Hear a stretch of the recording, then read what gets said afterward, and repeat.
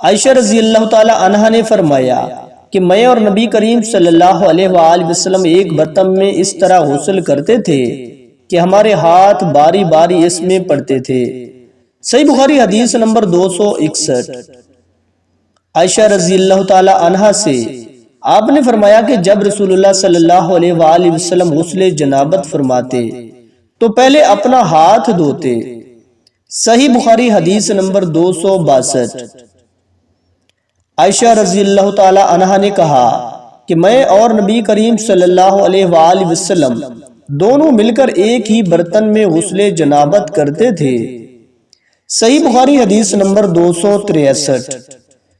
انس بن مالک سے سنا کہ نبی کریم صلی اللہ علیہ وآلہ وسلم اور آپ کی کوئی زوجہ مطہرہ ایک برتن میں غسل کرتے تھے۔